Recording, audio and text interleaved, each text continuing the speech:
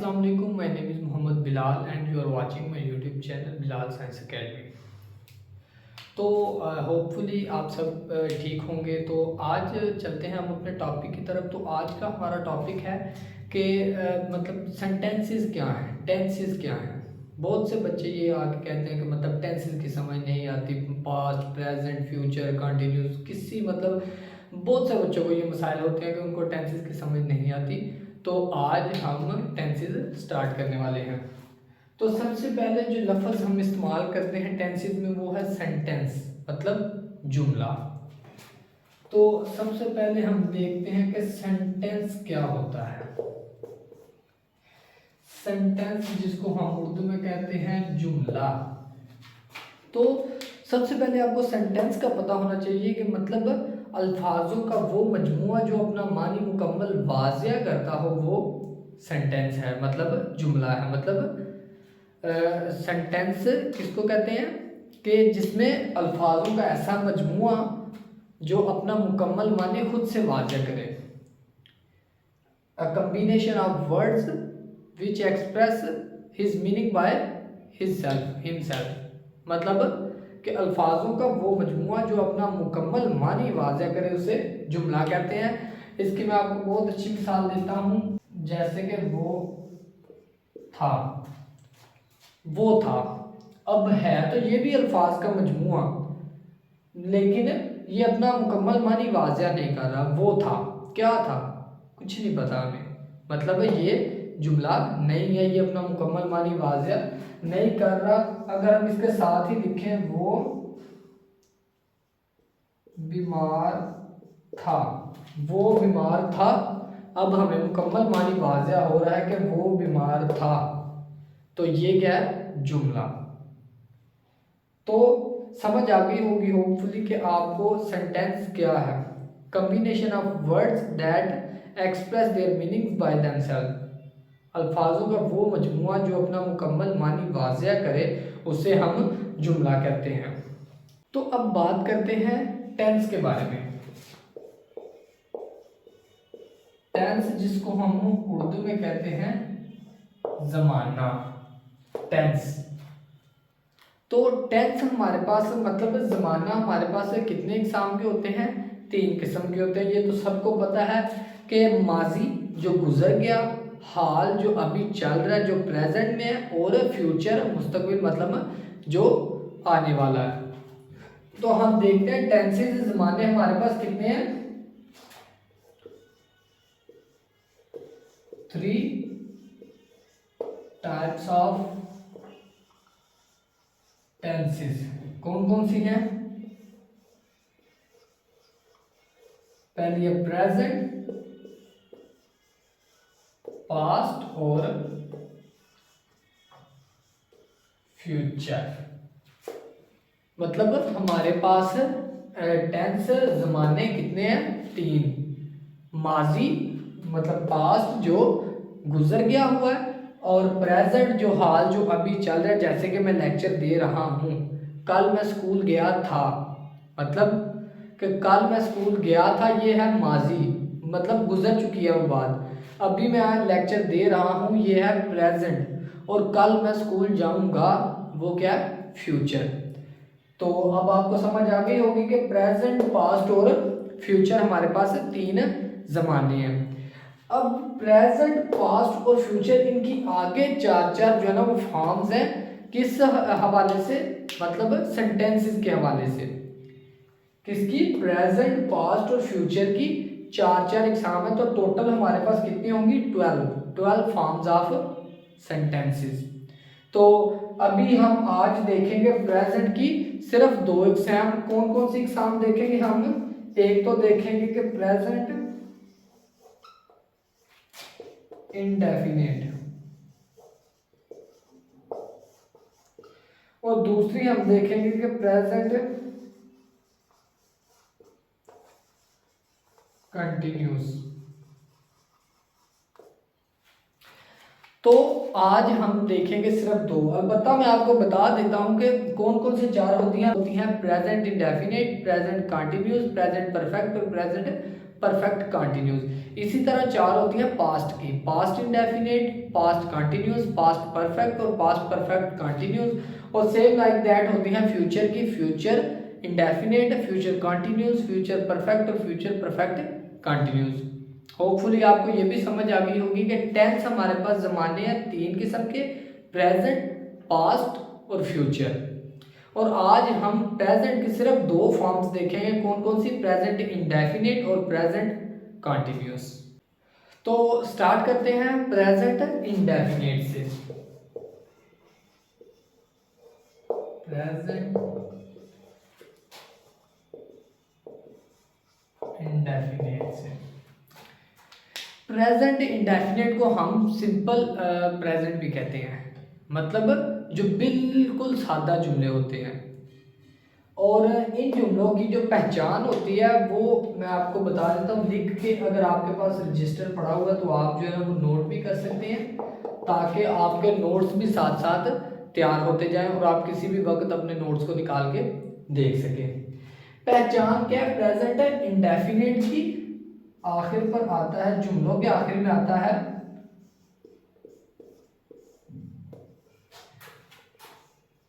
ता है, ती है, ते हैं। तो समझ आ गई होगी कि प्रेजेंट इंडेफिनिट में जो बात होगी वो होगी है में। तो अभी आपको पहचान बताई है, तो इसमें अब जुमलों में हम तीन चीज़ें देखते हैं। सबसे पहले तो उसकी पहचान देखते हैं कि पहचान क्या है, उसके बाद देखते हैं इसमें हेल्पिंग वर्ब क्या है, और हेल्पिंग वर्ब के बाद हम देखते हैं कि इसमें फॉर्म ऑफ वर्ब कौन सी आएगी। मैं टेंसेस मुकम्मल करने के बाद आपको लेक्चर दूंगा फॉर्म ऑफ वर्ब पे, और मैं आपको बहुत सारी फॉर्म ऑफ वर्ब भी दूंगा, आप साथ साथ नोट करते जाएं ताकि आपके नोट्स तैयार होते जाएं। तो प्रेजेंट इंडेफिनिट की पहचान आपको पता चल गई है, आखिर में आता है ता है, ती है, ते है वगैरह आता है। अब पहचान तो हमें पता चल गई, अगला सवाल हमारे जहन में ये आना चाहिए कि इसमें हेल्पिंग वर्ब क्या है। तो हेल्पिंग वर्ब मैं आपको बता दूं कि सिंपल सेंटेंस में हेल्पिंग वर्ब सिर्फ एस ई एस का इजाफा है, एस और ई एस का इजाफा है। अब एस और ई एस का इजाफा कहाँ पे आना है और किसके साथ आना है, ये एक बहुत ज़रूरी सवाल है जो आपको जहन नशीन करना है। तो आप साथ साथ नोट करते जाएं ताकि आपको कुछ भी चीज़ भूले ना, कुछ भी मिस ना हो। पहचान हमारे पास आ गई है, ता है, ती है, ते हैं वगैरह आता है। अब इसके बाद हमने बताना कि हेल्पिंग वर्ब क्या है। हेल्पिंग वर्ब इसमें एस और ई एस का इजाफा है। अब एस और ई एस का इजाफा हमने करना है सिंगुलर के साथ, सिंगुलर प्लूरल मतलब वाहिद और जमा। तो वाहिद के साथ हमने एस या एस का इजाफा करना। अब वाहिद में कौन कौन है, ही, शी, इट और जो भी मतलब सिंगुलर हो गए उसमें हमने इजाफा कर देना है। और उसके बाद जो आते हैं प्लूरल और जिसमें आई भी आएगा, हम वहां पे ये इजाफा नहीं करेंगे एस या एस का, मतलब आई, वी, दे, यू के साथ हम एस या एस का इजाफा नहीं करेंगे। और ही, शी, इट और सिंगुलर नेम के साथ हम एस या एस का इजाफा कर देंगे। अब दो चीजें तो हमारे पास मुकम्मल होगी, पहली पहचान और दूसरी हेल्पिंग वर्ब। अब तीसरी हमारे पास जो हमारे जहन में सवाल होना चाहिए वो ये है कि इसमें फॉर्म ऑफ वर्ब कौन सी इस्तेमाल होगी। तो मैं आपको बता दूं कि इसमें फॉर्म ऑफ वर्ब जो है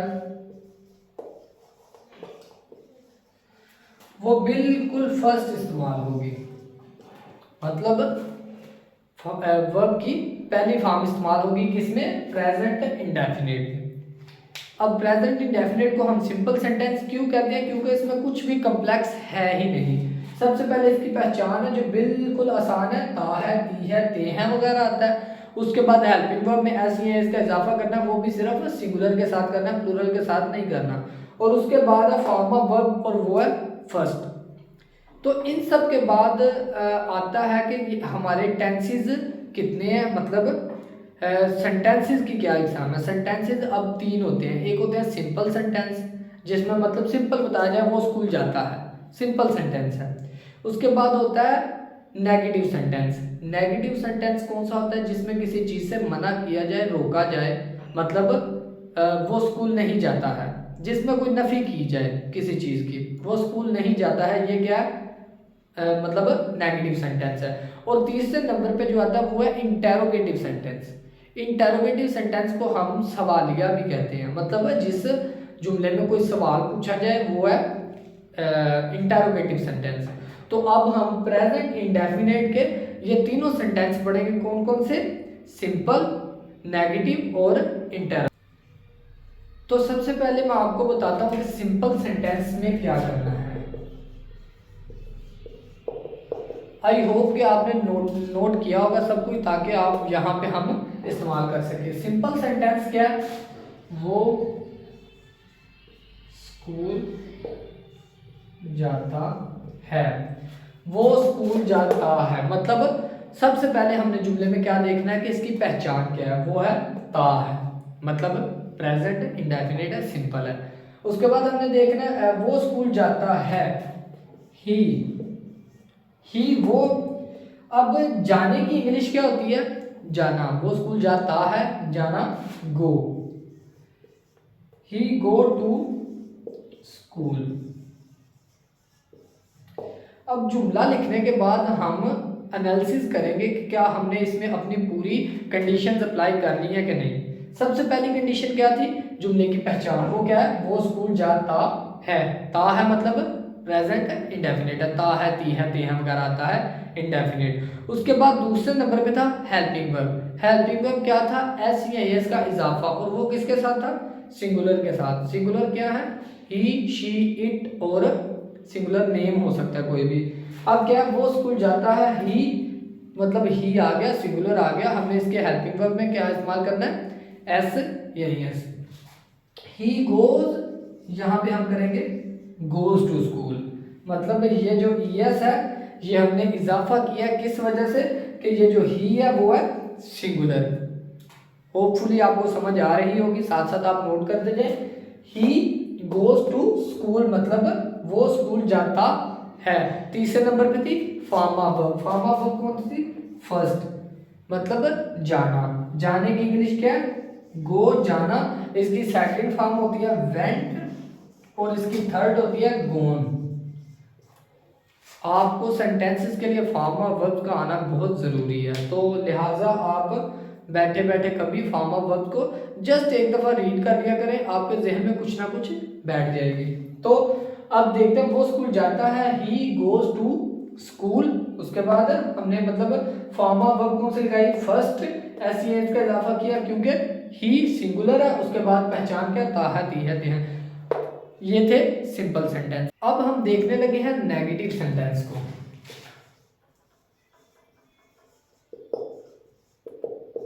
अब नेगेटिव सेंटेंस मैंने आपको बताया था जिसमें किसी चीज की नफी की जाए, तो वो स्कूल नहीं जाता है, वो स्कूल नहीं जाता है।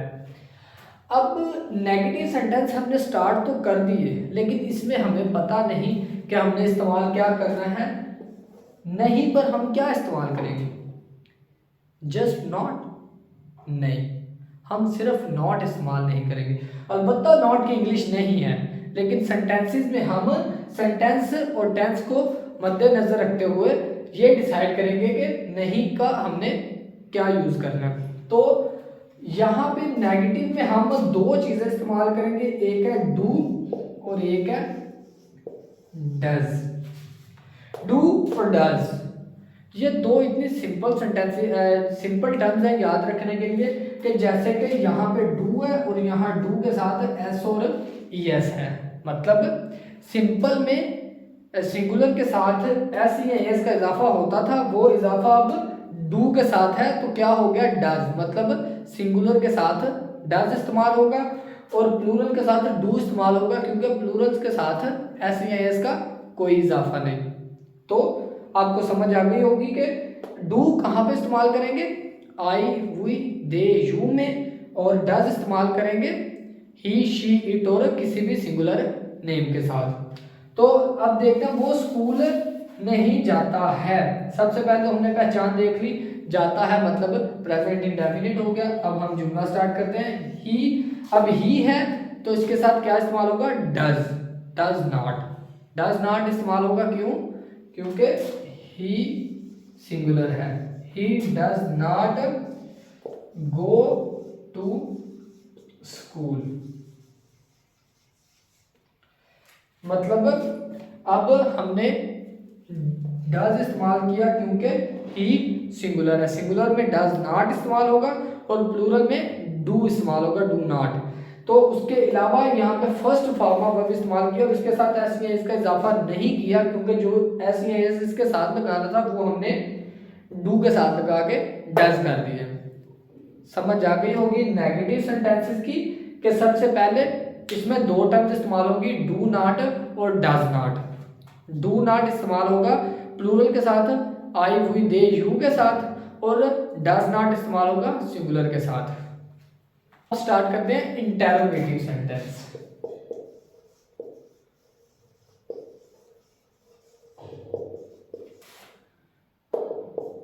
इंटेरोगेटिव को हम सवालिया भी कहते हैं। अब जैसे ये सवालिया होगा तो आपके जहन में यही आया होगा कि मतलब कोई ना कोई सवाल पूछा जाएगा। तो हम देखते हैं क्या सवाल पूछा जाता है। क्या वो स्कूल जाता है? अभी मैं आपको बिल्कुल सिंपल सेंटेंस करवा रहा हूँ क्योंकि ताकि आपको आसानी से समझ आ जाए। इसके अलावा जितना भी कम्प्लेक्स सेंटेंस होगा आप उसे कर सकते हैं। किस बेस पे? आपकी वोकैबुलरी होनी चाहिए और उसके बाद आपको फॉर्म्स ऑफ वर्ब का पता होना चाहिए, मतलब वर्ड मीनिंग का पता होना चाहिए, किस वर्ड का क्या मीनिंग है। आप कोई भी सेंटेंस आसानी से कर सकते हैं। ये मैं जस्ट आपको एक डेमो दे रहा हूँ कि सेंटेंस की पहचान किस तरह होगी, उसमें मतलब कौन कौन से हेल्पिंग वर्ब होंगे और कौन सी फॉर्म ऑफ वर्ब इस्तेमाल होगी।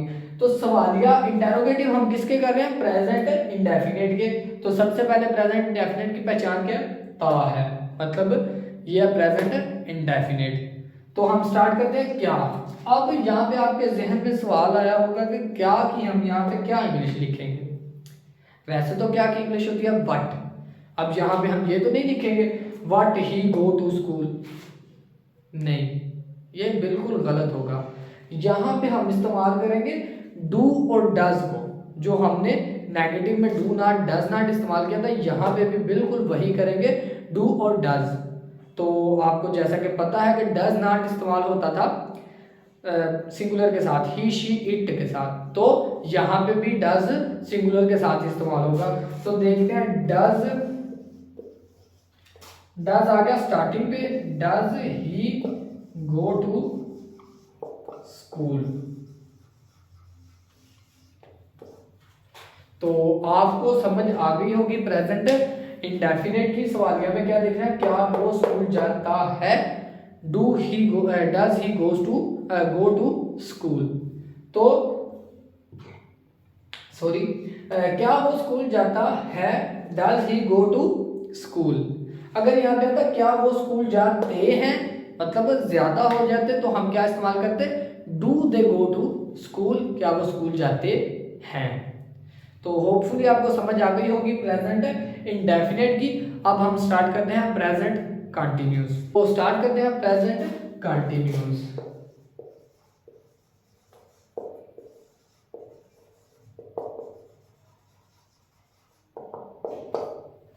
अब कंटिन्यूस का मतलब ही होता है जारी, मतलब वो काम जो जारी हो, प्रेजेंट कंटिन्यूस।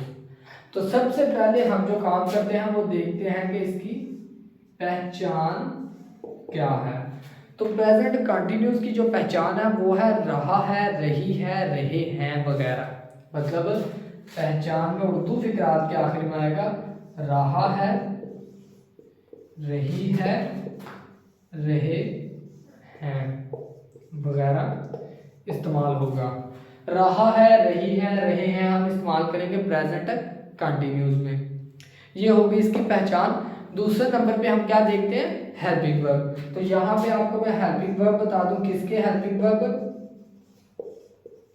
प्रेजेंट कंटिन्यूस के। आपने ये एक एक चीज नोट करनी है अपने रजिस्टर पे साथ साथ, ताकि आपके नोट्स प्रिपेयर हो जाए। तो पहचान क्या, रहा है, रही है, रहे हैं। हेल्पिंग वर्ब इसमें क्या इस्तेमाल होगा, इज, एन और आर। जैसा कि आसानी से हम समझ सकते हैं, इज का मतलब है, एम, हूँ और आर हैं। इन अल्फाज से ही हम अंदाजा कर सकते हैं कि ये कहाँ कहाँ और किसके लिए इस्तेमाल होंगे। है मतलब सिंगुलर, वो स्कूल जाता है मतलब सिंगुलर था ना, तो सिंगुलर के लिए हम क्या यहाँ पे इस्तेमाल करेंगे, इज। दूसरे नंबर पे हूँ हमेशा हम सिर्फ अपने लिए इस्तेमाल करते हैं, जैसा कि मैं लेक्चर दे रहा हूँ, मैंने अपने लिए इस्तेमाल किया। अब मैं ये तो नहीं कहूँगा वो लेक्चर दे रहा हूँ, नहीं, क्योंकि ये सेंटेंस ही नहीं होगा, गलत होगा। वो लेक्चर दे रहा हूँ, कोई सेंटेंस नहीं। मैं लेक्चर दे रहा हूँ मतलब पर्सनली हम जो इस्तेमाल करते हैं वो क्या होगा, एम, और उसके बाद है आर मतलब हैं हमेशा इस्तेमाल होगा जमा के लिए, ज्यादा के लिए। तो हेल्पिंग वर्ब भी पता चल गई। तो अब यहाँ पे हम देखेंगे फॉर्म ऑफ वर्ब।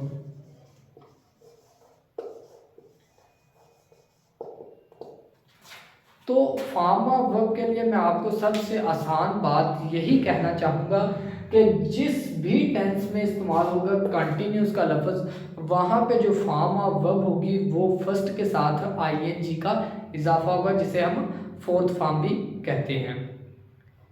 ये चीज़ आप नोटिस कर सकते हैं, बल्कि अपनी मार्कर के साथ नोटिस करें, हाईलाइट करें इस चीज़ को कि जिस भी टेंस में कंटिन्यूस का लफ्ज़ इस्तेमाल होगा उसमें हम फर्स्ट फॉर्म के साथ आईएनजी का इजाफा कर देंगे। तो यहाँ पे मैं आपको ये भी लिख दूँ, फर्स्ट फॉर्म के साथ ING, first form plus ING.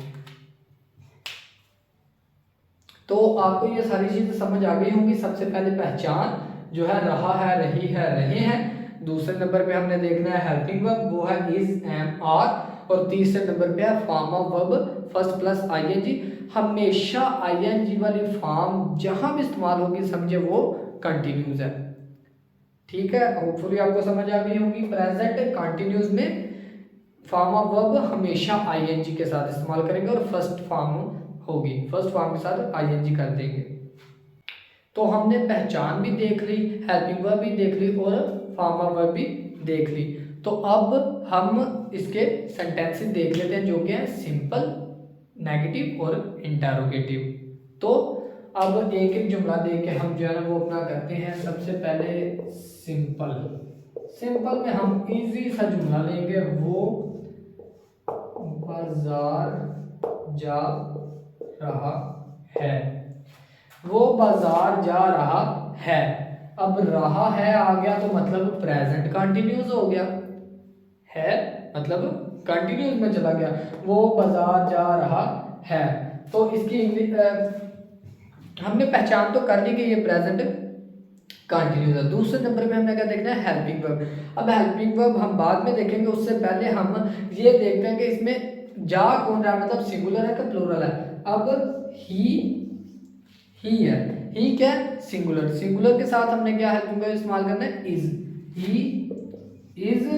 अब जाने की इंग्लिश होती है गो, मैंने आपको पहले भी बताया, गो जाना, वेंट दूसरी फॉर्म और गोन तीसरी फॉर्म।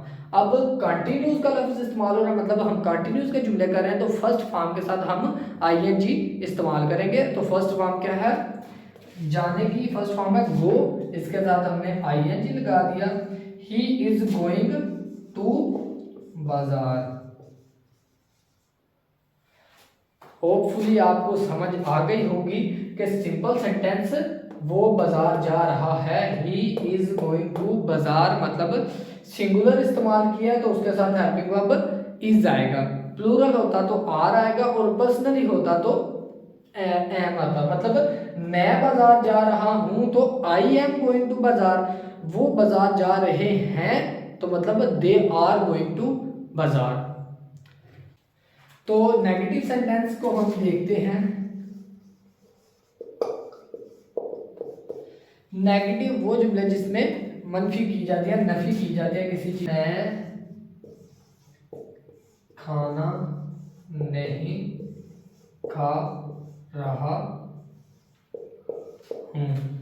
मैं खाना नहीं खा रहा हूं मतलब रहा हूं से हमने पहचान कर ली कि ये प्रेजेंट कंटिन्यूस है। अब हम इसको इंग्लिश करते हैं, इसकी मतलब आई अब मैंने पर्सनली खुद को यूज किया है तो खुद के साथ एम आएगा, आई अब नहीं यहाँ पे जो है ना वो आपने परेशान नहीं होना, नहीं की हम इंग्लिश इस्तेमाल करेंगे नॉट, जस्ट नॉट। लेकिन किसके साथ not? I, is not, am not और नॉट। अब इज नॉट कहाँ पे इस्तेमाल होगा? जहाँ पे हम इज को करते थे। एम नॉट कहाँ पे होगा? जहाँ पे हम एम को करते थे। और आर नॉट जहाँ पे हम आर को करते थे, मतलब प्लूरल के साथ। आई am not, I am not. अब खाना मतलब ईट, ये तो आप सबको पता होगा। ईट खाना, ate eaten. Eat first form, ate second form और eaten third form. Form of verb बहुत जरूरी है यहाँ पे। आई एम नॉट ईट खाना, तो अब हमने फर्स्ट फॉर्म के साथ आईएनजी का इजाफा करना है, तो ये क्या बन जाएगा? Eating. I am not eating meal. तो आपको नेगेटिव जुमलों की भी समझ आ गई होगी। अब इंटेरोगेटिव सेंटेंस देखते हैं। इंटेरोगेटिव मतलब सवालिया। तो सवालिया जुमले हम देख लेते हैं। क्या वो खाना खा रहा है? जो मुझे लगता है कि मैंने पिछले सेंटेंस में मिस्टेक की होगी, मैंने वहाँ पे क्वेश्चन मार्क नहीं लगा, सवालिया निशान नहीं लगाया होगा, लेकिन आपने इस चीज़ का खास ख्याल रखना है। मुझे अभी जहन में आया यहाँ पर क्वेश्चन मार्क लगा के, तो आपने इस चीज़ का खास ख्याल रखना है कि इंटेरोगेटिव सेंटेंस में हमेशा सवालिया जुमलों में लास्ट पे क्वेश्चन मार्क मस्ट है।